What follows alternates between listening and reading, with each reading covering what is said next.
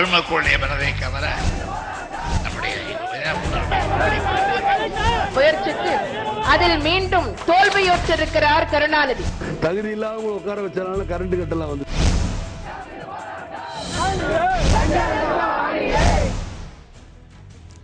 வணக்கம் நேர்களே, சத்தியம் சாத்தியம் நிகழ்ச்சியின் மூலமாக மீண்டும் உங்களை சந்திப்பதில் மிக்க மகிழ்ச்சி. நான் செந்தில். நேரிலே மக்கள் சார்ந்த பல்வேறு பிரச்சனைகளை இந்த அரங்கத்தில் தினமும் நாம் விவாதித்துக் கொண்டிருக்கின்றோம். உங்களின் பேராதரவோடு இந்த நிகழ்ச்சி இன்னும் சில தினங்களில் 100வது நாளை எட்ட இருக்கின்றது என்பதை ஏற்கனவே நான் அறிவித்திருந்தாலும் கூட மீண்டும் அறிவிப்பதில் மிகுந்த மகிழ்ச்சியாக இருக்கின்றது. இந்த வெற்றிக்கு காரணமான நேயர்கள் அத்துணை பேருக்கும் தொலைபேசி மூலமாக, மின்னஞ்சல் மூலமாக, கடிதங்கள் மூலமாக எங்களோடு பயணித்த உங்கள் அத்துணை பேருக்கும் இந்த தருணத்திலே நன்றி கூறி இன்றைய விவாதத்திற்குள் செல்ல விரும்புகின்றேன். நேரிலே பெண்களின் மீதான பாலியல் வன்முறைகள் நாளுக்கு நாள் அதிகரித்து கொண்டே இருக்கின்றன இந்தியாவில். எந்த நாளிதழ்களை நீங்கள் புரட்டினாலும், எந்த ஊடகங்களை, காட்சி ஊடகங்களை நீங்கள் பார்த்தாலும் இருக்கக்கூடிய செய்திகளில் ஒரு நாள் கூட தவிர்க்க முடியாத ஒரு செய்தியாகி போய்விட்ட ஒன்று உண்டு என்று சொன்னால் அது பெண்களின் மீதான பாலியல் வன்முறைகள். தொடர்ந்து அரங்கேறிக் கொண்டிருக்கக்கூடிய இதுபோன்ற பாலியல் வன்முறைகளுக்கு காரணம் என்ன? அதுவும் குறிப்பாக ஹரியானா மாநிலத்தில் எல்லாம் மிகப்பெரிய அளவிலே பெண்களின் மீதான பாலியல் வன்முறைகள் அரங்கேறிக் கொண்டிருக்கின்றன.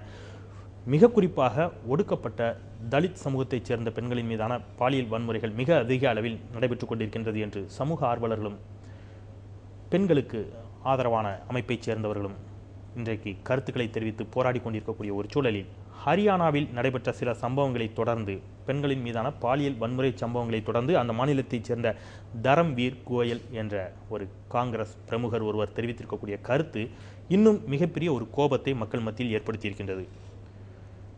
பாலியல் வன்முறைக்கு உள்ளான பெண்களில் 90% பேர் அவர்களுடைய விருப்பத்தின் பேரிலேயே அதற்கு உள்ளாக்கப்பட்டிருக்கின்றார்கள் என்ற ஒரு கருத்தை அவர் தெரிவித்திருக்கின்றார். இது மிகப்பெரிய ஒரு கோபத்தை மக்கள் மத்தியில் ஏற்படுத்தியிருக்கக்கூடிய ஒரு சூழலில், மறுபுறம் பெண்கள் தங்களுக்கு கொடுக்கப்பட்டிருக்கக்கூடிய உரிமைகளை, தங்களுக்கான சுதந்திரத்தை தவறாக புரிந்து கொண்டு தவறாக நடந்து கொண்டிருப்பதனுடைய விளைவு இதுபோன்ற செயல்களுக்கு காரணம் என்று சொல்லக்கூடிய கருத்தும் நிலவி கொண்டிருக்கின்றது. இன்னொரு புறம் ஊடகங்கள் மிகப்பெரிய அளவிலே இதற்கு காரணமாக இருக்கின்றன. அது திரைப்படங்களாக இருந்தாலும் சரி, அல்லது தொலைக்காட்சிகளாக இருந்தாலும் சரி, பெண்களை ஒரு போகப் பொருளாக சித்தரிக்கக்கூடிய ஒரு போக்கு நிகழ்ந்து கொண்டிருக்கின்றது. இதுவும் இதுபோன்ற விளைவுகளுக்கு காரணம் என்ற கருத்தும் நிலவி கொண்டிருக்கின்றது. இதில் எது எந்த அளவிற்கு உண்மை என்ற அளவிலே பெண்களின் மீதான எது உண்மையாக இருந்தாலும் சரி, நிறுத்தப்பட வேண்டிய ஒரு விஷயம் இது. இந்தியாவில் பாலியல் வன்முறைகள் இனி ஒரு நாளும் கூட ஒரு பெண்ணின் மீதும் கூட அரங்கேற்றப்பட்டு விடக்கூடாது என்பது மட்டுமே நிதர்சனமான உண்மை. அந்த கோணத்தில் அதை நோக்கிய ஒரு பயணமாக இன்றைய விவாதத்திற்குள் நாம் கடந்து செல்ல இருக்கின்றோம். நம்மத்திலே இது குறித்து தங்களுடைய கருத்துக்களை பதிவு செய்வதற்காக பத்மா, ராஷ்டிர சேவிகா சமிதியைச் சேர்ந்த பத்மா அவர்கள் நம்மத்தில் வந்திருக்கின்றார். ஜக்கையன் அவர்கள், அருந்தமிழர் விடுதலை இயக்கத்தைச் சேர்ந்த ஜக்கையன் அவர்கள் நம்மோடு பயணிக்க இருக்கின்றார். ஹென்றி டிபேன், மக்கள் கண்காணிப்பகத்தைச் சேர்ந்தவர், அவரும் நம்மோடு பயணிக்க இருக்கின்றார். நேயர்களே, இவர்களோடு மட்டுமல்ல உங்களோடும் இணைந்து தொலைபேசியின் மூலமாக உங்களுடைய கருத்துக்களை நீங்கள் எங்களோடு பகிர்ந்து கொள்ளலாம் என்பதை மீண்டும் நினைவுபடுத்தி வாதத்திற்குள் செல்கின்றேன். தொடக்கத்திலேயே நேயர் ஒருவர் இணைப்பில் வந்துவிட்டார். இருந்தாலும் சற்று காத்திருங்கள். சிறப்பு விருந்தினர்களுடைய கருத்தை கேட்டுவிட்டு உங்களிடம் வருகின்றேன். வணக்கம். என்னுடைய முதல் கேள்வியை ஹென்றி டிபேன் உங்களிடமிருந்து தொடங்கலாம் அப்படின்னு நினைக்கிறேன். ஏன்னா தமிழகம் மட்டுமல்ல, இந்தியா முழுவதும், இன்னும் சொல்லப்போனால் உலகின் பல்வேறு நாடுகளுக்கும் நீங்கள் பயணித்தவர். குறிப்பாக இதுபோன்ற பெண்களுக்கு எதிரான கொடுமைகள், அதுவும் ஒடுக்கப்பட்ட சமூகத்தைச் சேர்ந்த பெண்களுக்கு எதிரான பல்வேறு தாக்குதல்களுக்கு எதிர்த்து நீங்கள் அதை நோக்கி பயணப்பட்டு கொண்டிருப்போர் என்ற முறையிலேயே இதை பற்றி உங்களுடைய அடிப்படையிலான கருத்து, இந்தியாவில் பெண்களுக்கு எதிரான பாலியல் வன்முறைகள் நாளுக்கு நாள் அதிகரித்து கொண்டிருப்பதை பற்றி உங்களுடைய அடிப்படையிலான கருத்தை பதிவு செய்யுங்கள். அதன் பிறகு நாம் விரிவாக விவாதிக்கலாம். பெண்களுக்கு எதிரான வன்முறை சம்பவங்கள் நடந்து கொண்டிருப்பது, குறிப்பாக பின்தங்கிய வகுப்புகளை சார்ந்த தலித் பெண்களுக்கு எதிராக நடக்கக்கூடிய சம்பவங்களை சார்ந்த சம்பவங்கள் தொடர்ந்து அதிகமாக பார்த்து கொண்டிருக்கிறோம். இதற்கு பின்னணி இது ஒரு பெண் அடிமை சமுதாயம். ஆகவே இதில் கண்டிப்பாக ஒரு ஆணாதிக்கத்தை நிலைநாட்டுவதற்காக இது போன்ற சம்பவங்கள் தொடர்ந்து நடந்து கொண்டிருக்கின்றன. ரெண்டாவது, பெண்களை எந்த விதத்திலேயாவது அடக்குவதற்காக இது போன்ற சம்பவங்களையும், சாதிய கட்டுப்பாட்டை மீறி நடக்கக்கூடிய ஆண்கள் மேல் பழி வாங்குதல் என்றால் அந்த பழி வாங்குதல் ஆண்களுக்கு எதிராக நடத்துவதற்கு பதிலாக அந்த குடும்பங்களை சார்ந்த பெண்களுக்கு எதிராக அந்த வன்முறை சம்பவங்கள் தொடர்ந்து நடந்து கொண்டிருக்கின்றது. ஆகவே இது ஒரு சாதிய சமுதாயத்தினுடைய எடுத்துக்காட்டு தான் பின்தங்கிய வகுப்புகளை சார்ந்த பெண்களுக்கு எதிராக நடக்கக்கூடிய அன்றாடம் நடக்கக்கூடிய சம்பவங்கள் என்பதை நான் முதலில் அடிப்படையான காரணம் அதுதான் அப்படிங்கிறீங்க. சாதிய சமுதாயமாகவும் ஆணாதிக்க சமூகமும் அப்படி ஒரு கட்டமைப்பு இங்கே இருப்பது தான் காரணம் அப்படின்னு இருக்கிறீங்க. தொடர்ந்து பேசலாம். நேர் ஒருவர் இணைப்பில் அவருடைய கருத்தை கேட்டு பத்மாவிடம் வருகின்றேன். வணக்கம். சத்தியம் சாத்தியமே. வணக்கம். வணக்கம். மிக பொறுமையாக இணைப்பில் காத்திருந்தமைக்கு மிக்க நன்றி. உங்களுடைய அழைப்பிற்கும் நன்றி. யார் பேசுறீங்க, எங்கிருந்து பேசுறீங்க? சென்னையில இருந்து ரெட்டியல்ஸ்ல இருந்து முனியாண்டி பேசுறாங்க. முனியாண்டி, உங்களுடைய கருத்துக்களை சொல்லுங்க. என்னுடைய கருத்து என்னன்னா, அதாவது சாதிய கொடுமை, அதனாலதான் அந்த ஜாதிய கொடுமையாலதான் இந்த பெண்கள் வந்து இப்படி ஆகுறாங்க அப்படின்னு இண்டிபெண்டன்ட் சொல்றாங்க. அது ஓரளவுக்கு உண்மை. அது வந்து அவங்களுடைய வறுமை, அவங்களுடைய அடிமைகளாக சில இடத்துல நிறைய பெண்கள் இருக்காங்க. அதாவது செங்கற்சூளை, இந்த மாதிரி மில்லுகள், அதாவது ஒரு பெரிய ஒரு பண்ணையாருக்கு கீழ் அடிமையாக இந்த பெண்கள் இருக்கும்போது ஜாதியம் பேசுற பெரிய பெரிய மனிதர்களுக்கு அந்த ஜாதி அந்த நேரத்துக்கு வந்து அது தடங்களா தெரியல. ஒரு உணவு, ஆமா, ஒரு உணவு சாப்பிடும் போது அவன் வெளியே இருந்து சாப்பிடணும், அவங்களோட கூட போகும்போது அவங்க தனியா நடக்கணும். ஆனா இந்த விஷயங்கள்ல வந்து அவங்களுக்கு புரியல. அதாவது உயிர் போகும்போது ரத்தம் கேட்கறாங்க இல்லையா, அது எந்த ஜாதி ரத்தம் எல்லாம் கேட்கறது இல்ல. ஏன்னா உயிர் போயிடும். அந்த ரத்தம் கிடைக்கலன்னா ஏபிருவா பீப்பிருவா அங்க போய் வந்து யார் வந்து மோலியார் ரத்தம், செட்டியார் ரத்தம், இல்ல நாயக்கர் ரத்தம் எல்லாம் கேட்கறது இல்ல. அந்த பார்வை மாற வேண்டும் அப்படிங்கிறீங்க. நன்றி முனியாண்டி, உங்களுடைய அழைப்பிற்கும் கருத்துக்கும். தொடர்ந்து நிகழ்ச்சியை பாருங்கள். மற்றும் ஒரு நேயர். வணக்கம். சத்தியம் சாத்தியமே, இணைப்புக்கு வந்துட்டீங்க. கொஞ்சம் வேகமா உங்களுடைய கருத்துக்களை பதிவு பண்ணுங்க. யார் பேசுறீங்க, எங்கிருந்து பேசுறீங்க? தொலைக்காட்சியை பார்க்காம கொஞ்சம் வேகமா சொல்லுங்க. நன்றி. உங்களுடைய இணைப்பு துண்டிக்கப்பட்டு விட்டது. சொல்லுங்க பத்மா, இப்போ இவர் பேசிய இந்த வாதத்தோடு நீங்கள் எந்த அளவிற்கு ஒத்து போகின்றீர்கள்? ஒரு ஆணாதிக்க சமூகமாக, ஒரு சாதிய சமூகமாக நம்முடைய சமூகம் கட்டமைக்கப்பட்டிருக்கின்றது, இதுதான் இந்த அடிப்படையிலான இத்தனை பிரச்சனைகளுக்கும் காரணம் அப்படிங்கிற வாதத்தை நீங்க எந்த அளவுக்கு ஏத்துக்கிறீங்க? உண்மைதான்.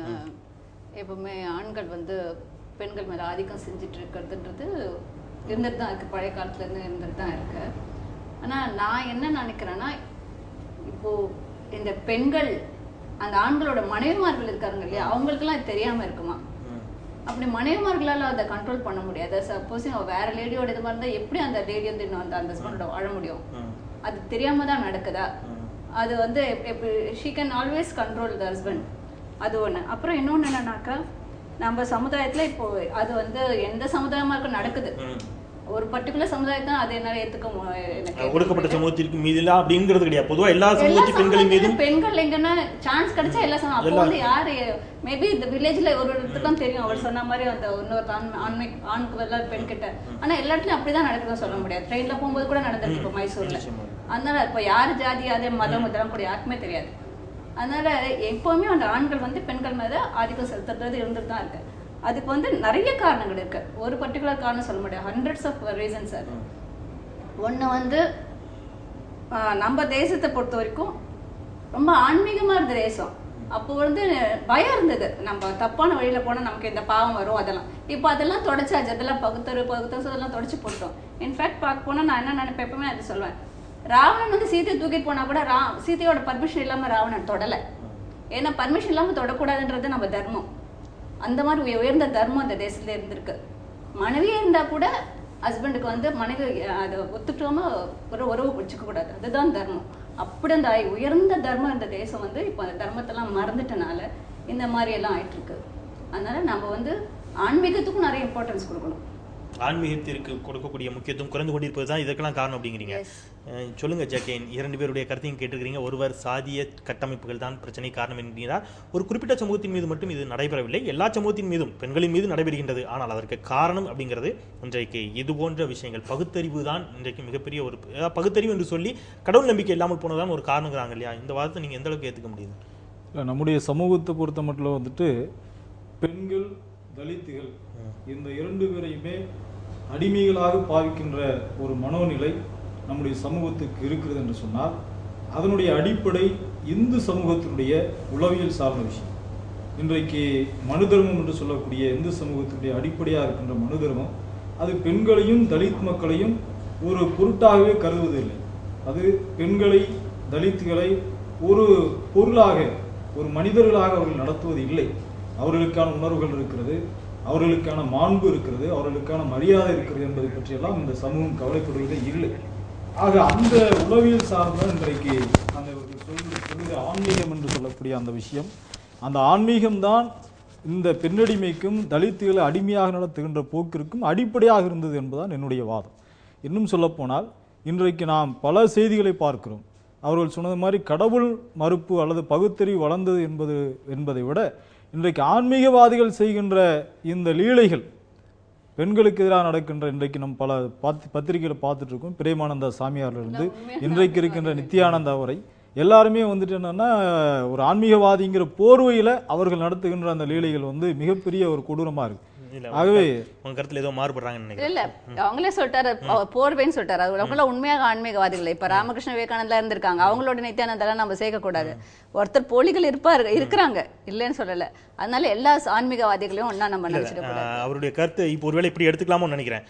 அவர் குற்றம் செய்திருக்கின்றார் என்பது நிரூபிக்கப்பட்ட பிறகுதான் அவரை நாம் போலிச்சாமியார்னு சொல்றோம். ஒருவேளை இன்று கூட நித்யானந்தரை பற்றி இது போன்ற ஆதாரங்கள் வெளியில் வராமல் இருந்தால் இன்னும் கூட இந்த சமூகத்தில் எத்தனை பேர் அவரை கையெடுத்து அப்போ இங்க ஆன்மீகமே ஒரு பெரிய பிரச்சனையா தானே இருக்குது அப்படிங்கிற ஒரு கோணத்துல ஒரு பேசல.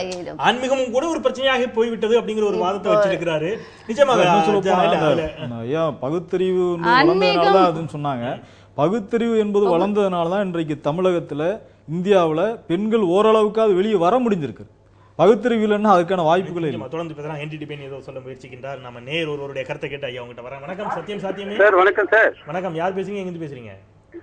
கேசவன் சார், திருத்தணியிலிருந்து பேசுறேன் சார். திருத்தணியில சார். சொல்லுங்க. வணக்கம். உங்களுடைய அழைப்பிற்கு நன்றி. உங்க கருத்துக்களை சொல்லுங்க. ஒன்றும் இல்லை சார், நீங்க ஈடிவி பாக்குறீங்களா சார்? நேரடியில ரஜினி சார் போல நீங்க நல்ல உங்களுடைய ஃபேஸ் நல்லா கிளாமரா கொடுங்க சார். கொஞ்சம் டென்ஷனா அவங்கள பேட்டி கொடுக்குறவங்கள டென்ஷனா பேசுறீங்க. சரி. உணர்ச்சி வசமா கேள்வி கேட்கறீங்க. ஈடிவி நான் கண்டிப்பா பார்ப்பேன் இது ப்ரோக்ராம. சரி. உங்க இந்த தலைப்பிற்கு உட்பட்ட உங்களுடைய கருத்துக்களை கொஞ்சம் சொன்னீங்கன்னா இன்னும் நல்லா இருக்கும். இன்னைக்கு இந்த தலைப்பு அதிகமா நடக்கிற காரணம் சட்டங்கள் கடுமையாக்கப்பட வேண்டும். தீர்ப்புகள் உடனடி வழங்கப்பட வேண்டும். இந்த தீர்ப்புகள் தாமதப்படுத்துவதனால் இந்த கொலை பாலியல் வன்கொடுமைகள் அதிகமா நடக்குது சார். அதனால அந்த சட்டங்கள் கடுமையா தீவிரமாக செய்ய வேண்டும், உடனடியாக செய்ய வேண்டும் அப்படின்னு இருக்கிறீங்க. நன்றி. உங்களுடைய அழைப்பிற்கும் கருத்திற்கும் நன்றி. தொடர்ந்து நிகழ்ச்சியை பாருங்கள். மற்றும் ஒரு நேயர். வணக்கம். சத்தியம் சாத்தியமே. வணக்கம். வேளச்சேரியில இருந்து ராகவன் பேசுறேங்க. ராமன், உங்களுடைய அழைப்பிற்கு நன்றி. உங்களுடைய கருத்துக்களை சொல்லுங்க ராமன்.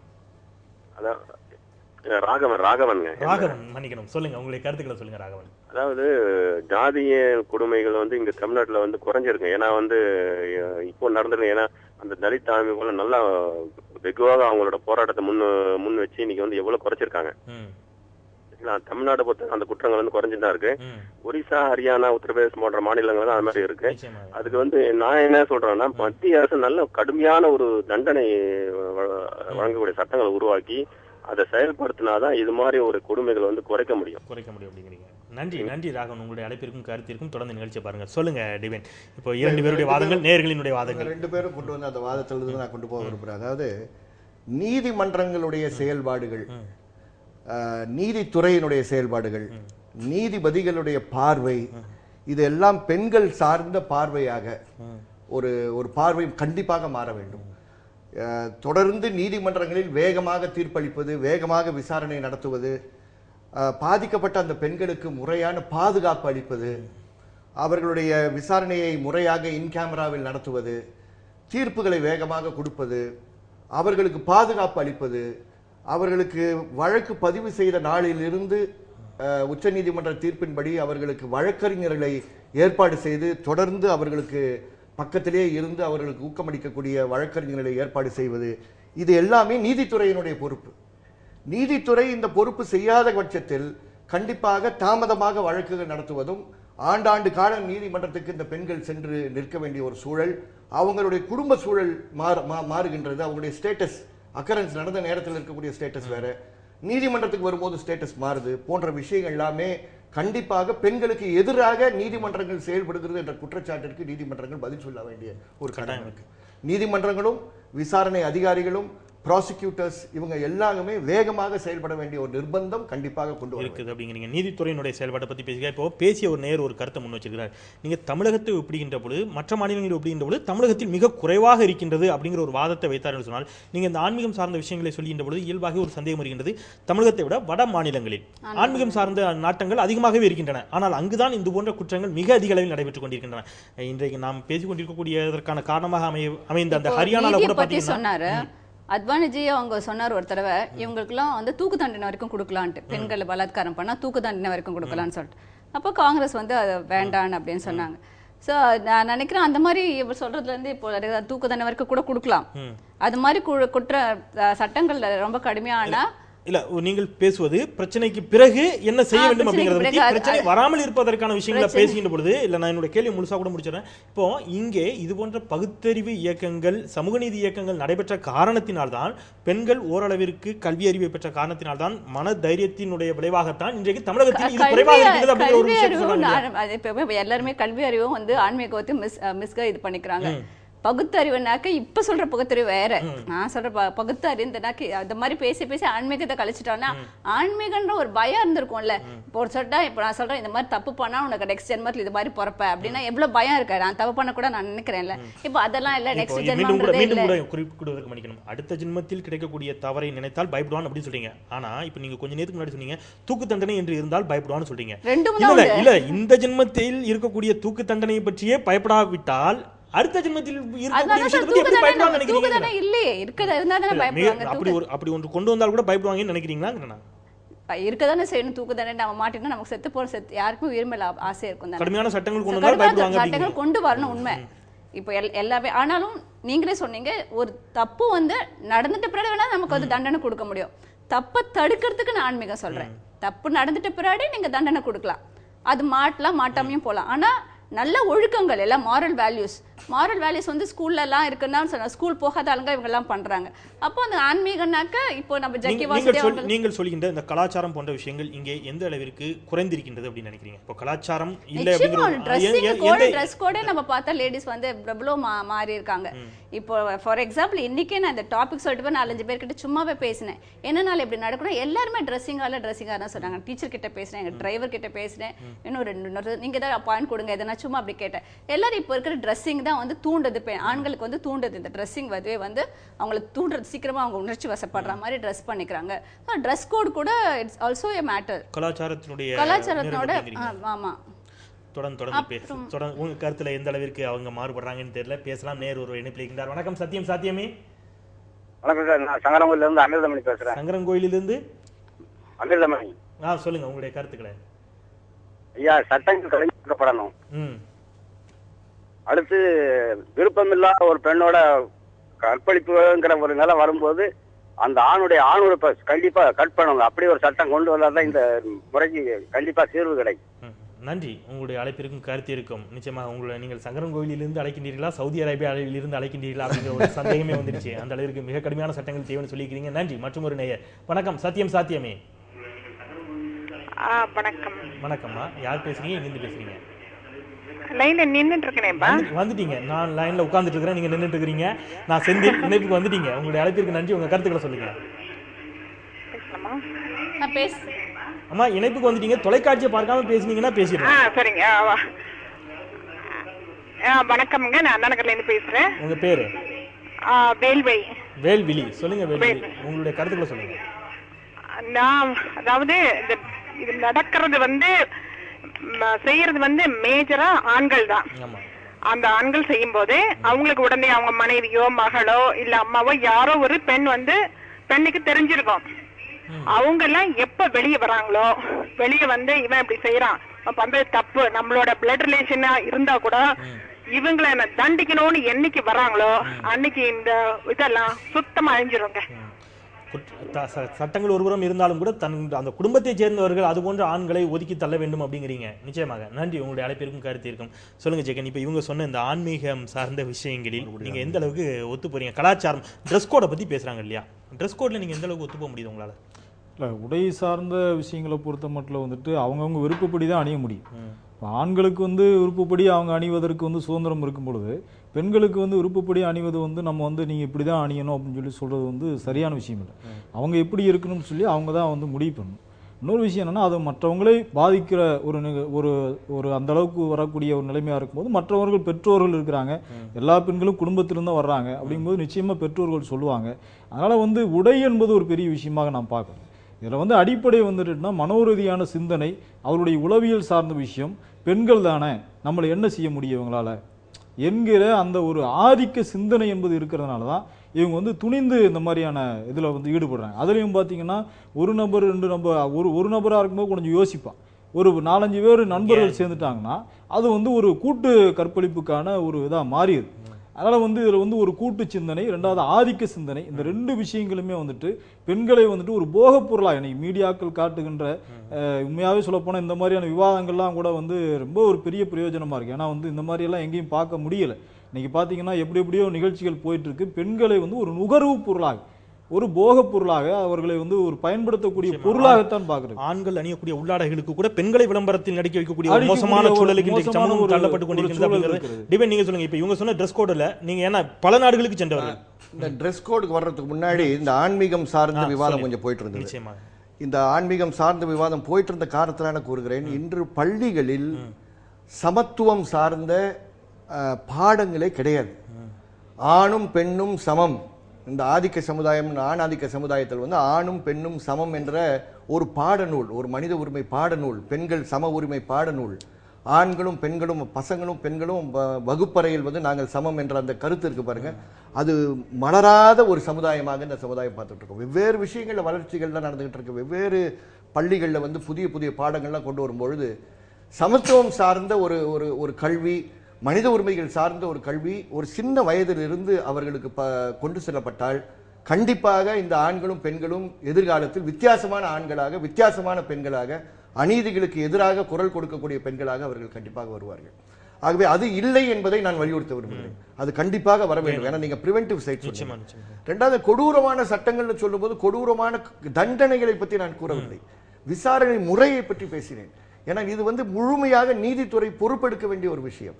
ஆகவே நீங்கள் தூக்கு தண்டனை கொடுப்பதின் காரணமாக பெண்களுக்கு எதிரான வன்முறை சம்பவங்கள் குறையும் என்ற நம்பிக்கை எனக்கு கொஞ்சம் கூட கிடையாது. அதனால அது அப்படி இன்டர்பிரேட் பண்ணிட வேண்டாம். பாதிக்கப்பட்ட பெண்களுக்கு உங்க கருத்திற்கு குறிப்பிடுவதற்கு மாட்டீங்கன்னா, இதை விட கொடுமையான சட்டங்கள் இருக்கக்கூடிய பல்வேறு நாடுகளில் இதைவிட அதிகமான, இன்னும் சொல்ல போனால் சீனாவில் தூக்கு தண்டனை மிக அதிக அளவில் நிறைவேற்றப்பட்டு கொண்டிருக்கக்கூடிய ஒரு நாடு.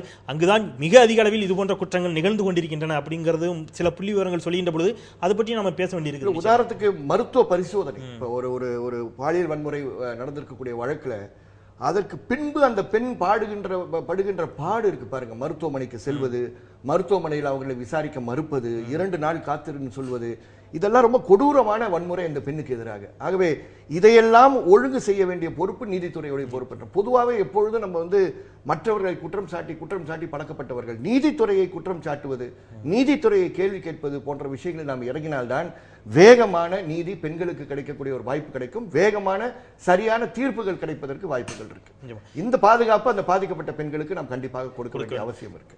நிச்சயமாக. இப்போ இதை தொடர்ந்து பேசுகின்ற பொழுது இன்னொரு இடத்திலும் நிறைவே நாம் மாறுபட வேண்டியிருக்கின்றது.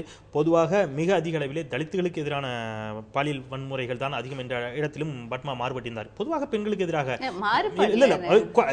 எல்லா பெண்களுக்கும் நடக்குது அப்படிங்கிறீங்க இல்லையா? அதுதான் அது வந்து அதுல வந்து அப்படியெல்லாம் பார்த்து பண்ணுவதில்லை. அவர்களுக்கு ஒரு பெண் அப்படிங்கிற கோணத்தில் மட்டும்தான் பார்க்குறாங்க. ஒரு ஆண் ஒரு பெண்ணின் மீது செய்யக்கூடிய பாலியல் வன்முறை அதில் எந்த சமூகம் என்கிறதெல்லாம் பார்க்கறது அப்படிங்கிற பட்சத்தில் பொதுவாக இன்றைக்கு ஹரியானாவிலும் சொல்லக்கூடிய ஒரு விஷயம், அதிகமாக இங்கே பாதிக்கப்பட்டிருப்பது ஒடுக்கப்பட்ட சமூகத்தைச் சேர்ந்தவர்கள் என்று சொன்னால், தமிழகத்தில் அதுபோன்ற நடந்த விஷயங்கள் நீங்கள் நிறைவே அதில் களப்பணியாற்றியிருப்பீர்கள் என்ற முறையிலே அதுபோன்ற விஷயங்களை பற்றி நாம் பேசலாம். அதற்கு முன்பாக ஒரு சிறிய இடைவெளி எடுத்துக்கொள்ளலாம். இடைவெளிக்கு முன்பாக 2 நேயர்களும் இணைப்பில் இருக்கின்றார்கள்.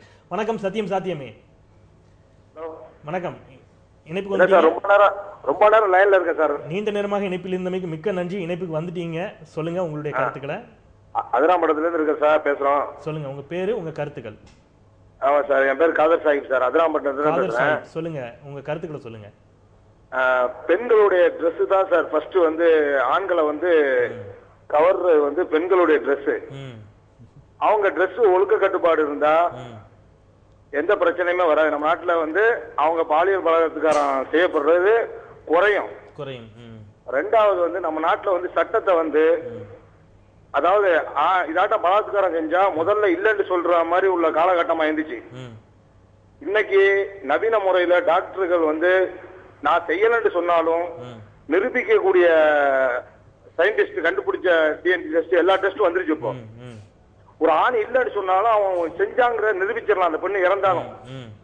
அப்படிங்க இல்ல, அப்படி பலாத்காரம் பண்ற ஆண்களுக்கு நம்ம நாட்டுல மரண தண்டனை கொடுக்கணும். நன்றி நன்றி சாஹிப், உங்களுடைய அழைப்பிற்கும் கருத்துக்கும் தொடர்ந்து நிகழ்ச்சி பாருங்கள். மற்றும் ஒரு நேர். வணக்கம் சத்தியம். சாத்தியமே வணக்கம் சார். இணைப்புக்கு வந்துட்டீங்க. யார் பேசுறீங்க, எங்க பேசுறீங்க? வணக்கம் சார், நான் சுகுமார் பல்லாவரத்துல இருந்து பேசுறேன். சுகுமார், உங்க கருத்துக்களை சொல்லுங்க சார். இப்போ பாத்தீங்கன்னா வந்து பெண்களுக்கு எதிரான அந்த பாலியல் வன்கொடுமைக்கு எல்லாம் வந்து ஆன்மீகத்தின் மீது பயம் இருந்தா தப்பு பண்ண மாட்டாங்கன்னு நம்ம அம்மா ஒருத்தர் சொன்னாங்க. ஆமாங்க. இப்ப பாத்தீங்கன்னா பெரும்பாலான தவறு வந்து நடக்கிற இடமே வந்து ஆன்மீகத்தை நடத்துற சாமியாருங்க மடத்துல தாங்க நடக்குது. பாத்தீங்கன்னா காஞ்சி தேவநாதன்ல இருந்து நித்யானந்தா வரைக்கும் ஆன்மீகத்துல இருக்கிறவங்க தான் பண்றாங்க. இப்ப அவங்களே அது மாதிரி இருக்கும்போது அவங்க ஆன்மீகத்தை பக்தர்கள் எப்படிங்க இருக்க முடியும்? அதனால வந்து ஆன்மீகம் விட சட்டத்தை கடுமைப்படுத்தணும். நிச்சயமா நிச்சயமா. உங்களுடைய அழைப்பிற்கு கருத்துக்கு நன்றி. தொடர்ந்து நிகழ்ச்சியை பாருங்கள். நாம விரிவாக விவாதிக்கலாம். அவர்களுடைய கருத்தின் மீது கூட ஒரு விவாதத்தை நகர்த்தலாம். ஒரு சிறிய இடைவெளி எடுத்துக்கொண்டு பேசலாம். நேரிலே காத்திருங்கள். சத்தியம் சாத்தியம் ஒரு சிறிய இடைவெளிக்கு பிறகு முயற்சித்து அதில் மீண்டும் தோல்வியுற்றிருக்கிறார் கருணாநிதி. தகுதி இல்லாம உட்கார வச்சாலும் கரண்ட் கட்டலாம் வந்து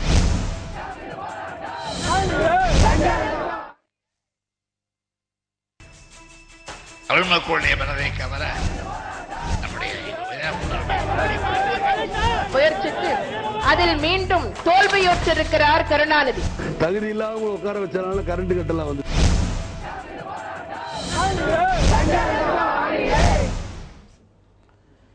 நேரிலே சிறிய இடைவேளைக்கு பிறகு சோல்கர் சோலார் இண்டஸ்ட்ரீஸ் வழங்கும் சத்தியம் சாத்தியமே நிகழ்ச்சிக்கு உங்களை மிகுந்த அன்புடன் வரவேற்கின்றேன். பெண்களின் மீதான பாலியல் வன்முறைகள் மிக அதிக அளவில் நடைபெற்றுக் கொண்டிருப்பதற்கான காரணங்கள் என்ன, அதற்கான தீர்வு என்ன என்பதை பற்றிய ஒரு விவாதத்தை, ஒரு ஆக்கப்பூர்வமான கலந்துரையாடலை நாம் இங்கே நிகழ்த்தி கொண்டிருக்கின்றோம். இடைவேளைக்கு பிறகு மீண்டும் வாதத்திற்குள் செல்லலாம். இப்போ பேசுகின்ற பொழுது இடைவேளைக்கு முன்பாக அந்த நேர் கேட்ட ஒரு கேள்விக்கான பதிலை நீங்கள் சொல்வதற்கு முயற்சி பண்ணீங்க. அதை சொல்லுங்கள், அதிலிருந்து நாம் ஆன்மீகத்துக்கும் ஆன்மீக தலைவருக்கும் டிஃபரன்ஸ் வித்தியாசம் இருக்கு. ஆன்மீகம் போனால் ரிலீஜியஸாக போக மதத்தை அவங்க ஃபாலோ பண்ணுங்க, மதத்தில் என்ன கட்டுப்பாடுகள் இருக்கோ அதெல்லாம் உண்மைதான்ற நம்பி நம்ம அதை ஃபாலோ பண்ண எந்த தலைவர்கிட்ட போக சொல்லலை. அதே மாதிரி பெண்கள் கூட வந்து அப்படியே சுவாமிஜிஸ் கிட்ட போனால் சுவாமிஜிஸ் கூட போக வேண்டாம், சுவாமினிஸ் இருக்காங்க, சாரதா மடம்லாம் இருக்காங்க. இப்போ ராமகிருஷ்ண நம்ம எப்போ நித்யானந்தத்தை ஒரு உதாரணமாக எடுத்துக்கிறோம். ஏன் சாரதா மடம் ராமகிருஷ்ண மடம் இது வரைக்கும் எந்த தகராறுமே வந்ததில்லை. விவேகானந்த மடம் இதெல்லாம் இருக்கு. அதில் பற்றிலாம் எப்பவுமே இது வரைக்கும் ஒன்றுமே வந்ததில்லை. எல்லா ஆன்மீக தலைவருக்கும் தப்பு சொல்ல முடியாது. ஏதோ வந்திருக்கா ராமகிருஷ்ண மடத்தை பற்றி வந்திருக்கா? வந்தது கிடையாது. சாரதா மடத்தை பற்றி வந்திருக்கா? வந்தது கிடையாது. விவேகானந்த கேந்திரம்லாம் இருக்குது, அதில் பார்த்தா வந்தது கிடையாது. யாரோ ஒருத்தர் தப்பு பண்ண அதனால ஆன்மீகத்தையே மொத்தமாக நம்பது. அவங்களாம் எவ்வளோ நல்லா லீட் பண்ணிட்டு இருக்காங்க மனுஷங்களை. அந்த மாதிரி ஆன்மீகம் நல்ல கரெக்டான. அப்புறம் ஆன்மீகமுக்கும் ஆன்மீக தலைவர்களுக்கும் வித்தியாசம் இருக்குது. ஆன்மீக தலைவர் ஒரு தனிப்பட்ட மனுஷன். ஆன்மீகமாக போனால் ரிலீஜியஸாக போங்கன்றது என்னோட வாதம். இப்போ நீங்கள் அதுக்கு முன்பாக ட்ரெஸ் கோடை பற்றி பேசுகின்ற பொழுது ஒரு சிறிய சந்தேகம் ஏற்கனவே வந்தது. இங்கே ஹரியானா, உத்தரப்பிரதேசம் போன்ற மாநிலங்களில் மிகப்பெரிய அளவிலே வன்முறைகள் நடக்கின்றது என்று சொன்னால், அங்கே மிகச்சிறிய கிராமங்களில் மிகவும் ரொம்ப ஏழை எளிய ஒடுக்கப்பட்ட சமூகத்தைச் சேர்ந்த மக்களின் மீதான வன்முறைகள் தான் அங்கே அதிகம் நிகழ்த்தப்பட்டிருக்கின்றன. அவங்க யாரும் ஜீன்ஸோ டிஷர்ட்டோ நீங்கள் சொன்ன மாதிரி மினிஸ் கட்டோ போட்டு அங்கே போல. நீங்கள் அந்த மாநிலங்களுடைய ட்ரெஸ் கூட பார்த்தீங்கன்னா முழுக்க நம்ம விட கூட அந்த புடவை அப்படி சுற்றி இருப்பாங்க. ஆனால் அதிலும் 5 மாத கர்ப்பிணி பெண் மீது கடந்த வாரம் வந்து ஒரு பாலியல் வன்முறை அங்கே அரங்கேற்றப்பட்டிருக்கின்றது. இந்த மாதிரியான சூழல் மிக அதிக அளவில் நடைபெற்றுக் கொண்டிருப்பது அப்படின்னு பார்த்தீங்கன்னா, நாகரிகமான ஆடை அணிந்த பெண்களின் மீது நடத்தப்பட்ட தாக்குதல்களை விட இதுபோன்ற பெண்களின் மீதான தாக்குதல்கள் தான் அதிகம் அப்படின்னு சொன்னா, இந்த ட்ரெஸ் கோட் எந்த அளவுக்கு அவங்களுக்கு கெடுக்குது அப்படிங்கிற வாதம் எந்த அளவுக்கு ஏற்றுக்கொள்ள முடியும்? இல்ல, அதை நான் முதல்ல சொன்ன ஒரு ரீசன் சொல்ல முடியாது. இந்த மாதிரி இதுக்குள்ள நிறைய reasons. It's one of the reason வந்து மாதிரி சிட்டிஸ்ல தான் வந்து நீங்க சொல்ற மாதிரி ட்ரெஸ் கோட் வேணா சொல்லலாம். ஐ ஃபுல்லி அக்ரி வித் இது. அந்த ஊர்ல எல்லாம் வந்து அவங்க ஒழுங்காவே நல்லாவே ட்ரெஸ் பண்றாங்க. ஆனா ஆண்களோட வக்ரத்த புத்தி இருக்கு, வக்ர புத்தி, அதுக்கு தான் கண்ட்ரோல் பண்றதுக்கு தான் ஆன்மீகம் சொல்றேன். அந்த வக்ர புத்தி கொஞ்சம் கண்ட்ரோல் ஆனா எப்பவுமே என்ன சொல்றாங்க, சின்ன மௌன விரதத்தை கூட அந்த வக்ர புத்தியை கண்ட்ரோல் பண்றதுக்கு, ஒரு நாளைக்கு மௌன விரதம், ஒரு நாளைக்கு சாப்பிடாம இருக்க, இதெல்லாம் சொல்றது அந்த வக்ர புத்தியை கண்ட்ரோல் பண்றதுக்கு தான். புத்தி கெடாம இருக்கிறதுக்கு தான் இந்த மாதிரி கண்ட்ரோல் பண்றதுக்கு, அது கட்டுப்பாடுகள் வரதுக்காக தான் இந்த மாதிரி ஆன்மீகத்தின் பெயரால் கல்வி மறுக்கப்படுகின்ற பெண்களுக்கு கல்வி மறுக்கப்படுகின்ற தேசங்கள் நிறைய இருக்கின்றன. எங்கள் ஆன்மீகத்தில் இப்படி சொல்லி இருக்கின்றது, அதனாலேயே நம்ம இருக்கின்றோம் என்று சொல்லக்கூடிய இல்ல இருக்கின்றது. இல்ல பொதுவாக சொல்றேன், நான் உலகளவில் ஆன்மீகம் என்பது எந்த அளவிற்கு இதில் சரியா இருக்கும் அப்படிங்கிற வாதத்திற்கு நாம் செல்ல வேண்டியிருக்கிறது. அதுக்கு முன்பாக நான் ஏற்கனவே ஜக்கைன் உங்களிடம் கேட்டிருந்தேன், தலித் பெண்களின் மீதான தாக்குதல் அதிக அளவில் நடைபெற்றுக் கொண்டிருப்பதாக சொல்லுகின்ற புள்ளி விவரங்கள் எந்த அளவிற்கு சரியானது? தமிழகத்தில் அது போன்ற விஷயங்கள் இல்லை அப்படிங்கிற ஒரு வாதத்தை நேரு ஒருவர் வைத்திருந்தார். இது உண்மையா? இது எந்த அளவிற்கு சரியானது?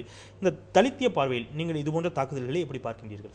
பொதுவாக இந்த ஊடகங்கள் அல்லது மற்றவர்கள் அந்த பெண்கள் குறித்து அவர்களுடைய கருத்தை திணிக்கிற அந்த போக்கு என்பது நடைபெற்று கொண்டிருக்கிற நிலைமையில் அந்த அவர்கள் சொல்ல முடிய அந்த வக்கிரமான அந்த கருத்துக்களை அந்த சிந்தனைகளை உள்வாங்கியவர்கள் தங்களுடைய அந்த உணர்வுகளை வெளிப்படுத்துவதற்கு பொதுவாக எல்லா சமூகத்திடம் போய் காட்ட முடியாது. ஏன்னா இன்னைக்கு பெண்கள் போல்டாக நிற்கிறாங்க சில இடங்களில். அதனால் அவர்களுக்கு கிடைத்தவர்கள் அல்லது அவர்களுக்கு அடிமைகளாக நினைக்கக்கூடியவர்கள் யாருன்னா தாழ்த்தப்பட்ட மக்களும் பழங்குடி மக்களும் தான். ஆக இந்த இரண்டு சமூக மக்களை தங்களுக்கான ஆசைகளை தீர்த்து கொள்வதற்கான தங்களுடைய ஆதிக்கத்தை செலுத்துவதற்கு மிக எளிதாக அணுகக்கூடிய நபர்களாக தலித் பெண்களை பழங்குடி மக்களுடைய பெண்களை அவர்கள் பயன்படுத்துகிறாங்க. அதனுடைய விளைவு தான் இன்றைக்கு ஹரியானாவில் பல மாநிலங்கள் நாம் பார்க்குறோம். தமிழ்நாட்டில் இதற்கு ஏராளமான உதாரணங்கள் சொல்லலாம். இன்றைக்கி பார்த்தீங்கன்னா வாச்சாத்தி வழக்கு நீங்கள் உங்களுக்கு தெரிஞ்சிருக்கும். வாச்சாத்தி என்கிற பகுதியில் அங்கே நடந்த தலித் பெண்களுக்கான அந்த கற்பழிப்பு 269 பேர் மேலே வழக்கு போட்டாங்க. ஆனால் 269 பேர் மேலே வழக்கு போடுற அளவுக்கு வனத்துறை, வருவாய்த்துறை, காவல்துறை இப்படி எல்லா துறையும் சார்ந்த நபர்களும் இதில் குற்றம் இழைத்திருக்காங்க. அந்த அளவுக்கு மிக கொடூரமான ஒரு வழக்கு வாச்சாத்தி வழக்கு. அந்த வாச்சாத்தியில் பாதிக்கப்பட்டவர் என்று சொல்ல விட வாச்சாத்தி போராளிகளாக அவர்கள் இன்னைக்கு வரைக்கும் வாழ்ந்துட்டு இருக்காங்க. அந்த கொடுமைகள்லாம் உள்வாங்கிட்டு அதே மாதிரி இன்றைக்கு ஏன் நம்ம நேரடியாக பார்க்குற போலீஸ் நீதித்துறையை கட்டுக்கோப்பாக சட்டம் ஒழுங்கை பாதுகாக்க வேண்டிய அந்த போலீஸ் கூட இன்னைக்கு பத்மினி வழக்கு உங்களுக்கு தெரியும். போலீஸ் எந்த அளவுக்கு போலீஸ் நிலையத்திலே வச்சு பெண்களை கற்பழிப்பு பண்ணுறது, பலாத்காரம் பண்ணுறது என்பது பல இடங்களில் நடந்துகிட்டு இருக்கு. இப்போ இதிலெல்லாம் நீங்கள் அந்த உதாரணங்கள்லாம் நீங்கள் பார்த்தீங்க அப்படின்னா யாருன்னா தாழ்த்தப்பட்ட பெண்களும் பழங்குடி மக்களும் தான் இருப்பாங்க. இப்போ சமீபத்தில் கூட உங்களுக்கு இப்போ ஒரு கரண்ட்டில் இப்போ ஒரு பிரச்சனை நடந்துக்கிட்டு இருக்கு. திருச்செங்கோட்டில் ஒரு கல்லூரி மாணவி காயத்ரி என்று சொல்லக்கூடிய ஒரு அருந்ததியர் சமூகத்தை சேர்ந்த ஒரு கல்லூரி மாணவி அந்த கல்லூரி நிர்வாகத்தால் பாலியல் தொந்தரவு கொடுத்து, பாலியல் டார்ச்சர் கொடுத்து, சித்திரவதை கொடுத்து தற்கொலை செய்யக்கூடிய அளவிற்கு அவங்க போயிருக்காங்க. அதே மாதிரி போன 2 வருஷத்துக்கு முன்னாடி பார்த்தீங்கன்னா அண்ணா யூனிவர்சிட்டியில் ஜோதி என்று சொல்லக்கூடிய ஒரு அருந்ததியர் சமூகத்தை சேர்ந்த ஒரு மாணவி. ஏன்னா இப்போ அவங்களும் இதே பாலியல் தொந்தரவுனால தான் பாதிக்கப்பட்டு தற்கொலை செய்யக்கூடிய நிலைமைக்கு அவங்க போகிறாங்க. இப்போ இதெல்லாம் தற்கொலையாக இருந்தாலும் கூட இது முழுக்க முழுக்க ஒரு கொலை தான். அந்த கொலையை எங்கே நாம் பாதிக்கப்பட்டுருமோங்கிற ஒரு உணர்வுல தான் இவங்க நேரடியாக தன்னை தற்கொலை பண்ணிக்கூடிய அளவுக்கு தன்னுடைய மானத்தை காப்பாற்றிக்கிறதுக்காக அப்படி செய்ய வேண்டிய ஒரு நிலைமை ஏற்படுகிறது. இப்போ இதெல்லாம் பாதிக்கப்பட்டவங்கள யார்? தாழ்த்தப்பட்ட மக்கள், பழங்குடி மக்கள், இவர்கள் தான் தொடர்ந்து பாதிக்கப்படுறாங்க. அந்த சமூகத்தை சேர்ந்த பெண்கள் தான் பாதிக்கப்படுறாங்க. அப்போ இவங்களுக்கு வேற பெண்களே கிடைக்கலையா? அப்போ இவங்களுடைய சிந்தனையை, இவங்களுடைய வன்முறையை திணிக்கக்கூடியதற்கு நாங்கள் தான் கிடைத்தோமா? எங்கள் சமூகத்தை சேர்ந்த பெண்கள் தான் கிடைச்சாங்களா? அப்படிங்கிற ஆத்திரம் இந்த சமூகத்தில் எங்களுக்கு மட்டும்தான். ஏன்னா நான் ஒரு பெண் அப்படின்னு பார்க்கும்பொழுது அதை பொதுவான இருக்கக்கூடிய பெண்களை பார்க்குறேன்னா ஒரு பெண்ணுக்கான ஒரு பிரச்சனையாக நாங்கள் தலித் இயக்கங்கள் அதை முன்னெடுத்தா கூட இது இந்த சாதியை சேர்ந்த பெண்ணு அப்படிங்கிற மாதிரி அதை ஒரு சாதிய பிரச்சனையா பார்க்குறேன். சமூகத்தில் இருக்கக்கூடிய அது ஒரு பெண்ணுக்கு இழைக்கப்பட்டிருக்கக்கூடிய ஒரு அநீதி, ஒரு பெண்ணுக்கு இழைக்கப்பட்டிருக்கக்கூடிய ஒரு ஒடுக்குமுறை, அந்த அடிப்படையில் அதை பார்க்கறதுக்கு இந்த சமூகம் தயாரில்லை. உடனே என்னன்னா இது அந்த ஜாதிக்காரங்க, அதனால நம்ம ஜாதியை சேர்ந்த ஒரு ஆண் மேல குற்றம் சுமத்திட்டாங்க, அப்ப நம்ம ஆட்கள்லாம் வாங்க அப்படின்னு சொல்லி இவங்க ஒரு கூட்டமா சேர்ந்துட்டு தலித் மக்கள் நீதிக்காக போராடினாங்கன்னா அந்த குற்றம் இழைத்தவனுக்காக எந்த பெண்ணை கற்பழிச்சானோ அந்த நபரை பாதுகாப்பு. இந்த இடத்தில் குறுக்கிடுவதற்கு நினைக்கணும், நீங்கள் 2-3 முறை மீண்டும் மீண்டும் பிரயோகப்படுத்திய வார்த்தை கற்பழிப்பு என்ற வார்த்தையை தயவு செய்து வார்த்தை நீங்கள் பயன்படுத்த வேண்டாம். நீங்கள் மீண்டும் பயன்படுத்த மாட்டீர்கள் என்று நம்பி இருந்தேன். அந்த வாரியன் அப்படி ஒன்று இருக்கிறதா அப்படிங்கிறது அதை பற்றி விவாதங்கள் நிறைய இருக்கிறது. அது அப்படி இருக்கிறது என்று சொன்னால் அது 2 இனத்திற்கும் பொதுவான வார்த்தை. அதை பற்றி நாம் அதை பயன்படுத்தாதீர்கள். அதனால இப்ப என்ன பாக்குறோம்னா நேரடியா பல தலித் பெண்கள் இன்னைக்கு இந்த மாதிரி நிலைமையில தான் வாழ. இன்னைக்கு அதை கொடுமை என்னன்னா இன்னைக்கு கையால் மலம் அள்ளக்கூடிய பணியில பெண்கள் ஈடுபடுறாங்க. இது அரசாங்கத்தால் தடை செய்யப்பட்டு எவ்வளவு நாட்கள் ஆயிடுச்சு. ஆனா இன்றைக்கு வரைக்குமே தொடர்ந்துட்டு இருக்கு. முந்தா நாள் கூட நம்முடைய சென்னையில அந்த மாதிரியான ஒரு சம்பவம் நடந்து அதை எங்களுடைய தோழர்கள் சந்துரு என்று சொல்லக்கூடிய ஒரு தோழர் கூட அதை நேரடியாக பார்த்து உடனே காவல் நிலையத்தில் ஒப்படைச்சிருக்காரு. ஆக இது போன்ற தொடர்ந்து இந்த கையால் மலம் அள்ளக்கூடிய பெண்கள் அவர்களை இந்த கையால் மலம் அள்ளுறாங்க அப்படின்னு கூட பார்க்கறது இல்லை. அந்த பெண்களை கூட பாலியல் ரீதியாக வன்முறை செய்து, பாலியல் ரீதியாக தொந்தரவுகள் கொடுத்து, டார்ச்சர் செய்து அவர்களை இன்றைக்கு அந்த கொடுமைக்கு உள்ளாக்குறாங்க. இப்போ பார்த்தீங்கன்னா இன்னைக்கு வந்து ஒரு சில அரசு அதிகாரிகள் என்ன செய்கிறாங்கன்னா அரசு துறையில் ஒரு துப்புரவு தொழில் செய்கின்ற ஒரு பெண்மணி வேலை செய்கிறாங்கன்னா அந்த துறைக்கு அவங்க வேலைக்கு வர்றாங்க. ஆனால் அவர் என்ன செய்கிறாருன்னா அந்த துறையில் வேலை செஞ்சு முடித்த உடனே நீ என்னுடைய வீட்டில் வந்து டாய்லெட்டை கக்கூஸை வந்து கழுவு அப்படிங்கிறேன். அப்போ அந்த கக்கூசு கழுவு போகும்போது அந்த பெண்மணி சந்திக்கிற பிரச்சனை என்ன? வீட்டில் அவருடைய மனைவி வந்து வேலைக்கு போயிடுவாங்க, பிள்ளை வந்து பள்ளிக்கூடம் போயிடுவாங்க, காலேஜ் போயிடுவாங்க. அப்போ அங்கே தனியாக இருக்கக்கூடிய அந்த துப்புரவு பணி செய்கின்ற பெண் என்று கூட பார்க்காம, ஏன்னா இவங்க துப்புரவு பணி செய்யக்கூடிய பெண்களை வந்து சாதி பார்த்து இவங்களாம் பக்கத்தில் வராத, நீங்களாம் தள்ளிப்போன்னு சொல்லி வேற சொல்லுவாங்க. ஆனால் ஆள் இல்லைன்னா அதே பெண்கள் மீது பலாத்காரம். ஆக இது முழுக்க ஒரு சாதிய பிரச்சனை. ஒரு இந்த நாட்டில் வந்துட்டு தலித் பெண்களும் பழங்குடி பெண்கள் தான் அதிகமாக இந்த பிரச்சனையில் பாதிக்கப்படுறாங்க. அந்த மற்ற பெண்களும் பாதிக்கப்படுறாங்க, நான் இல்லைன்னு சொல்லலை. ஆனால் மிக பெரும்பான்மையாக பாதிக்கப்படுவது தலித் பெண்களும் பழங்குடி பெண்களும் தான். அது தமிழ்நாட்டில் வந்துட்டு இப்போ சமீப காலமாக அருந்ததியர் பெண்கள் மீது மிக அதிகமான ஒடுக்குமுறைகள், மிக அதிகமான பாலியல் வன்முறைகள் தொடர்ந்து நடந்துகிட்டே இருக்கு. அதை வந்து இன்றைக்கு வரைக்கும் அந்த போக்கு வந்து நடந்துட்டு தான். ஆக நம்ம எண்ணற்ற உதாரணங்கள் சொல்லிக்கொண்டே போகலாம் அப்படிங்கிறீங்க. இவருடைய வாதத்தில் நீங்கள் எந்த அளவுக்கு உடன்படுகிறீர்கள் ஒன்று அதோடு இணைத்து உங்கள் கருத்தோடு இணைத்து என்னுடைய கேள்விக்கையும் இணைத்துக் கொள்ளுங்கள். பள்ளிகளிலும் கல்லூரிகளிலும் இது போன்ற பிரச்சனைகள் எந்த அளவிற்கு நடைபெற்றுக் கொண்டிருக்கின்றன அப்படிங்கிறது ஒன்று. இன்னொன்று, சட்டத்தை பாதுகாக்கக்கூடிய காவல்துறை பற்றி பேசுகின்ற பொழுது நமக்கு இயல்பாகவே ராணுவமும் நினைவுக்கு வருகின்றது. வடகிழக்கு மாநிலங்களில் ராணுவம் நிகழ்த்தியிருக்கக்கூடிய கொடுமைகளை பற்றி இன்றைக்கு அங்கே இருக்கக்கூடிய பெண்கள் மிகப்பெரிய அளவிலே போராடி கொண்டிருக்கிறார்கள். இதெல்லாம் இணைத்து உங்களுடைய கருத்துக்களையும் சொல்லுங்கள். இல்லை, இப்போ இந்த சம்பவங்கள் ஜக்கேன் சொன்ன சம்பவங்கள்லாம் தொடர்ந்து நடக்கக்கூடிய சம்பவங்கள். அவருடைய வாதத்தில் முழுமையான அந்த வாதத்தை ஏற்றுக்கொள்கிறேன், துவக்கத்திலே நான் சொன்னேன். ஆனால் இதில் ரொம்ப வெட்கத்துக்குரிய விஷயம் என்னென்னா, அது எந்த நேரத்தில் எந்த இடத்தில் ஒரு கல்லூரியில் நடந்தாலும் சரி, பள்ளியில் நடந்தாலும் சரி, இராணுவத்தில் நடந்தாலும் சரி, அல்லது காவல்துறையில் நடந்தாலும் சரி. இப்போ அவர் வாச்சாத்தியை கூறினார், நான் எஸ்டிஎஃப் கூற விரும்புகிறேன். எஸ்டிஎஃப்ல நடந்த பெண்களுக்கு எதிரான வன்முறை சம்பவங்கள்லாம் கொடூரமான சம்பவங்கள். அந்த பெண்கள்லாம் இன்னும் வாழ்ந்துகிட்டு இருக்காங்க, எல்லா நோய்களுடன் வாழ்ந்துகிட்டு இருக்காங்க. உடம்புல வந்து அவங்க மனிதராக முழுமையாக மனிதத்தை இழந்த பெண்களாக வாழ்ந்துகிட்டு இருக்காங்க. இப்போ எல்லாம் அவங்களுக்குலாம் ஒரு 15-20 வருஷம் ஆச்சு. இந்த சம்பவம் நடந்து 15-20 வருஷம் ஆகின பிற்பாடு நம்ம அதை பற்றி பேசிட்டு இருக்கோம். தண்டனை என்பதே கிடையாது. நீங்கள் எஸ்டிஎஃப் என்ற ஒரு வார்த்தை சொன்னதால் ஒருவேளை நேர்களுக்கு அது புரியாமல் போயிருக்கலாம். நம்முடைய வீரப்பன் தேடுதல் அப்படி சொன்னா எல்லாருக்கும் புரிஞ்சு. வீரப்பன் தேடுதல் வேட்டையில் நடந்த அநியாயங்கள், அத்துமீறல்கள், அதில் ஜாயிண்ட் டாஸ்க் ஃபோர்ஸ்ன்னு சொல்லி 2 மாநிலத்தை சார்ந்த காவல்துறையுடைய அத்துமீறல்கள். இதுல ஒரு மன்னிப்பு கூட இது வரைக்கும் எந்த அரசாங்கமும் கேட்டது கிடையாது. அந்த பெண்களுக்கு மன்னிச்சிருங்க, தயவு செய்து தப்புகள் நடந்திருக்கு, நாங்கள் உங்களுக்கு நஷ்டஈடு கொடுத்துருக்கோமோ கொடுக்கலையோ, உங்களுக்கு எதிராக உங்களை இது போன்ற சம்பவங்களில் ஈடுபடுத்தி ஆண்களுக்கு எதிராக நாங்கள் வழக்கு தொடர்ந்தோமோ தொடரலையோ அதெல்லாம் விட்டுருங்க. நடந்ததற்கு நாங்கள் இந்த தமிழகத்தை சார்ந்த இந்த கர்நாடகத்தை சார்ந்த 2 அரசுகளும் உங்களிடம் மன்னிப்பு கேட்கிறோம், உங்களுடைய மறுவாழ்வுக்கு நாங்கள் இதை கொடுக்குறோன்ற ஒரு முன்னுதாரணம் கூட இந்த 2 அரசுகளும் கொண்டு வருது என்ற வருத்தம் அந்த பகுதியில் இருக்கக்கூடிய அனைத்து பெண்களுக்கு இருக்கு. ஆகவே காவல் நிலையத்தில் சம்பவங்கள் நடந்தது என்றால் அதை மறைக்கக்கூடிய அதிகாரிகள் தான் நாம் பார்க்கிறோம். பள்ளிகளில் நடக்கக்கூடிய சம்பவங்கள் பார்த்தா, பள்ளிகளில் நடக்கக்கூடிய சம்பவங்கள் ஜக்கேன்னு சொன்ன மாதிரி நிறைய வந்து சூசைடா இருக்கு. எல்லா தற்கொலைகள். அந்த ஒவ்வொரு தற்கொலைக்கு பின்னாடியும் ஒரு ஆசிரியர், ஒரு கொடூரமான பாலியல் ரீதியான வன்முறையில் ஈடுபட்டிருக்கக்கூடிய ஒரு ஆசிரியர். எல்லா நவீன கேஜெட்ஸை பயன்படுத்துகிறாங்க, மொபைல் ஃபோனை பயன்படுத்துகிறாங்க, அதில் தவறான பிக்சர்ஸ்லாம் எடுத்து மாணவிகள்கிட்ட காட்டுறது, மாணவிகளை வகுப்பறையில் குனிய சொல்வது, இது போன்ற அசிங்கமான விஷயங்கள்லாம் நடந்து கொண்டிருக்கக்கூடிய பள்ளிகளை நாம் பார்த்து கொண்டிருக்கிறோம். இந்த மாதிரி சூழல்கள். இப்போ தான் நான் ஒரு கூட்டத்திலிருந்து வெளியே வரேன். அந்த கூட்டத்தில் வந்து ஒரு குறிப்பிட்ட ஆசிரியருக்கு எதிராக என்ன நடவடிக்கை எடுத்தீங்கன்னு சொன்னால் நார்மல் கவுன்சிலிங்கில் டிரான்ஸ்ஃபர் கொடுத்தேன்னு ஒரு அதிகாரி சொல்கிறார். இது எவ்வளோ கேவலமாக இருக்குது.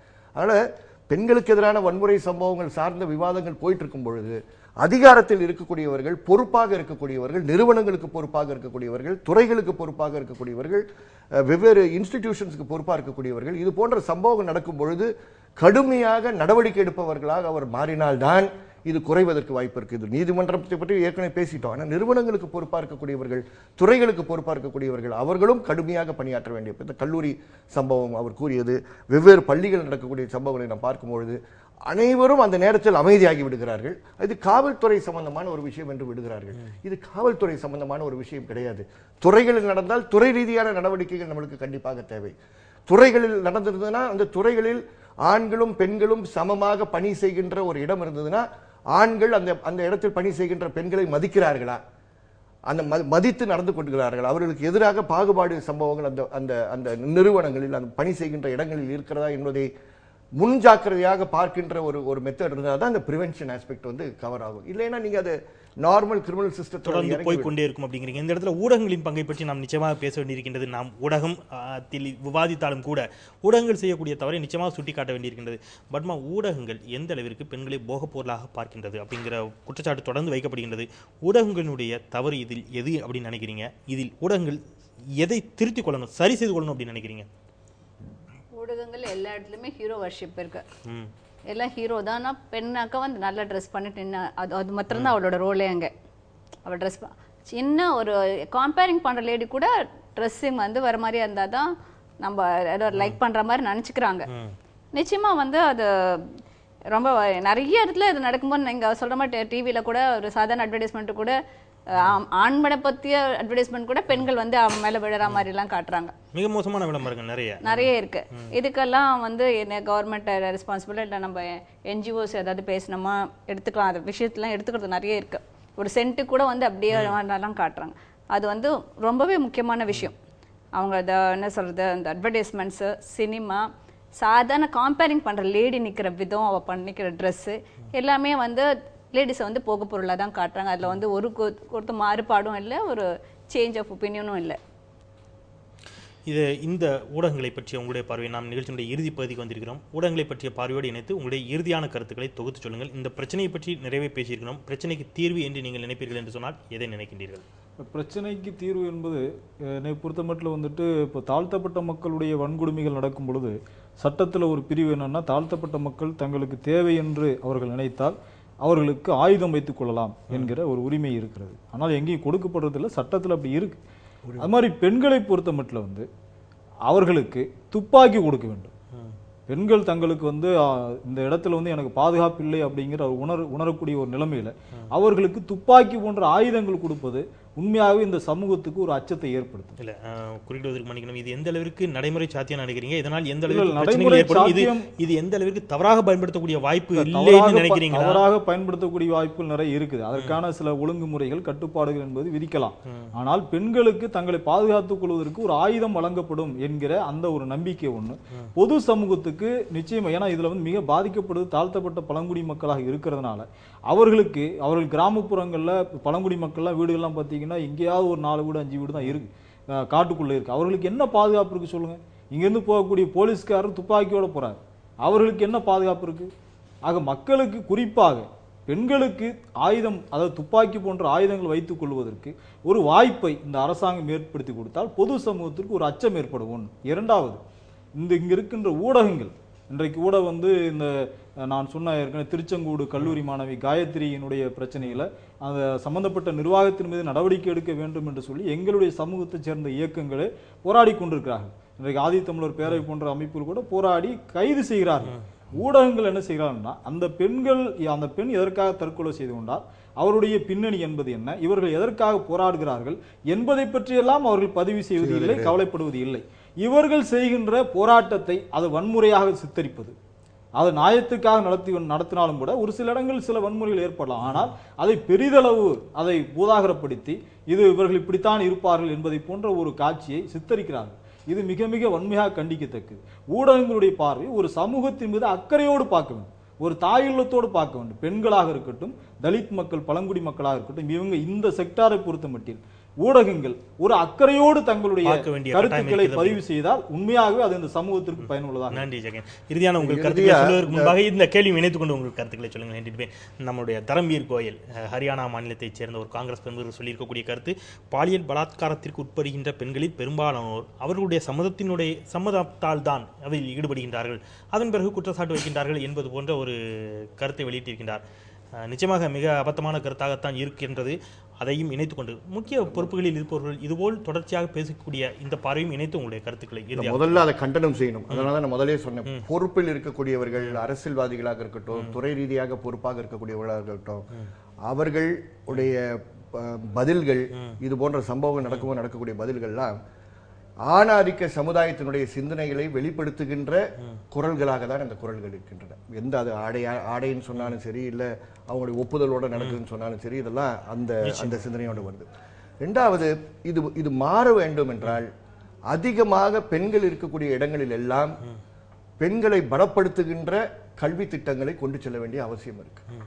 பணியிடங்களில் அதிகமாக இருக்கக்கூடிய பெண்களை கவனம் செலுத்தி, கல்லூரிகளில் படிக்கக்கூடிய பெண்களுக்கு கவனம் செலுத்தி, அது எந்த சமுதாயத்தை சார்ந்த பெண்களாக இருந்தாலும் சரி, பெண்களுக்கு அவர்களுக்கு அவருடைய சமத்துவம் சார்ந்த அறிவுரைகளை கொண்டு சென்று அவர் இந்த இந்திய அரசியல் சட்டத்தில் அவர்களுக்கு ஒரு அடிப்படை சமத்துவம் என்ற அடிப்படை உரிமை அவர்களுக்கு இருக்கின்ற ஒரு கல்வியையும் அவர்களுக்கு அந்த கல்வியை கொண்டு செல்வதற்கான ஒரு தைரியமும் கொடுத்தால்தான் பெண்கள் தைரியமாக நடமாடக்கூடிய, செயல்படக்கூடிய, பணி செய்யக்கூடிய சிட்டிசன்ஸாக இந்த நாட்டில் இருப்பார்கள். அது பணியிடங்களில் இருக்கக்கூடியவர்களாக இருக்கட்டும், பள்ளிகளில் இருக்கட்டும். உதாரணத்துக்கு 11th ஸ்டாண்டர்ட் 12th ஸ்டாண்டர்ட் கல்லூரிகளில் இதெல்லாம் கட்டாய பாடமாக பெண்களுக்கு மாறினால்தான் ஆண்கள் இது போன்ற தவறு செய்கின்ற நேரத்தில் பெண்கள் ஒருங்கிணைந்து, இன்னைக்கு பெண்களுக்கு எதிராக நடக்கக்கூடிய வன்முறை சார்ந்த கதைகள் வெளியே வருதுன்னா இது பெண்கள் அமைப்பினுடைய செயல்பாடுகளின் காரணமாக மட்டும்தான் இது வருகிறது. ஆதிக்க சாதியினர் செய்கின்ற வன்முறைக்கு எதிராக பாதிக்கப்படுகின்ற அந்த சமுதாயத்தினர் ஒருங்கிணைக்கப்படுகின்றதன் காரணமாக தான் உங்களுக்கு நீங்க திருச்செங்கோடு கேஸ்ல அந்த போராட்டம் நடந்தது. ஆகவே இது போன்ற பெண்கள் அமைப்புகளை பலப்படுத்துவது, பெண்கள் அமைப்புகளுக்கு எதிராக காவல்துறை செயல்படுவது, இதெல்லாம் நிறுத்தப்பட்டால்தான் பெண்கள் பலமாக வாழ முடியும், ஒன்று சேருவதற்கான ஒரு வாய்ப்பு. நன்றி நன்றி நன்றி. இறுதியான கருத்து ஏதாவது இருக்குதா? அவர் கண்ணை பத்தி சொன்னாரு. லாஸ்ட் வீக் ஒரு இதுல பார்த்தேன், சிலம்பு சுத்துறதுக்கு, ஏன்னா கண்ணன் எடுத்து அடிச்சுட்டு கொண்டுட்டா உடனே நமக்கு தெரிய தப்பு நடக்கும். சிலம்பு சுத்துறதுக்கு சொல்லி கொடுத்தாரு லேடிஸே. சிலம்பு அந்த மாதிரி சின்ன சின்ன அந்த மாதிரி தற்காப்பு கலைகளை கற்றுக்கொள்ளலாம் அப்படிங்கிறீங்க. தற்காப்பு கலை மகாத்மா காந்தியும் கூட அதைத்தான் சொல்லியிருக்கின்றார். நிச்சயமாக கலைகள் கற்றுக்கலாம், உங்களுடைய நகங்களை கூட ஆயுதமாக பயன்படுத்திக் கொள்ளலாம் என்ற ஒரு கருத்தை காந்தி வெளியிட்டிருக்கின்றார் என்பதை நாம் அறிவோம். ஒத்துமை இன்னொரு எந்த சமுதாயம் அந்தந்த சமுதாயத்துக்குள்ள ஒத்துமை நிச்சயமா தேவை. அவங்க அப்ப போராடிதான். நன்றி. 3 பேருமே உங்களுடைய தளங்களில் உங்கள் தொடர்ச்சியான பல்வேறு பணிகளுக்கு மத்தியில் எங்கள் நிலையத்திற்கு எங்களுடைய அழைப்பை ஏற்று வந்தமைக்கும், உங்கள் கருத்துக்களை மிகச்சிறப்பாக பதிவு செய்தமைக்கும் இந்த நிகழ்ச்சியின் சார்பாக மிக்க நன்றி. நேர்களே, இந்த அளவிலே இன்றைய சத்தியம் சாத்தியம் நிகழ்ச்சியை நாம் நிறைவு செய்யலாம். மறந்து கொண்டிருப்பது மக்களின் இயல்பு, அதை நினைவுபடுத்தி கொண்டே இருப்பது எமது கடமை என்ற அளவிலே இன்றைய நிகழ்ச்சியும் நாம் நிகழ்த்தினோம். இந்த நிகழ்ச்சியை பற்றி உங்களுடைய கருத்துக்களும் விமர்சனங்களும் வரவேற்கப்படுகின்றன. திரையில் நீங்கள் பார்த்து கொண்டிருக்கக்கூடிய எங்களுடைய தொலைக்காட்சியினுடைய முகவரிக்கு உங்களுடைய கருத்துக்களையும் விமர்சனங்களையும் எழுதி அனுப்புங்கள். முகநூல் நண்பர்கள் ஃபேஸ்புக்கில் சத்தியம் சாத்தியமே என்ற முகநூல் பக்கத்திற்கு சென்று உங்களுடைய கருத்துக்களையும் விமர்சனங்களையும், இந்த தளத்தில் நீங்கள் விவாதிக்க விரும்புகின்ற தலைப்புகளையும் பற்றி கூட நீங்கள் எங்களோடு பகிர்ந்து கொள்ளலாம். நேர்களே, மீண்டும் நாளை மற்றும் ஒரு மக்கள் சார்ந்த பிரச்சனையோடு சத்தியம் சாத்தியமே நிகழ்ச்சியில் உங்களை சந்திக்கின்றேன். இந்த நிகழ்ச்சியை இந்த அளவிலே நிறைவு செய்கின்றேன். நான் செந்தில். நன்றி. முயற்சித்து அதில் மீண்டும் தோல்வியுற்றிருக்கிறார் கருணாநிதி. தகுதி இல்லாம உட்கார வச்சாலும் கரண்ட் கட்டலாம்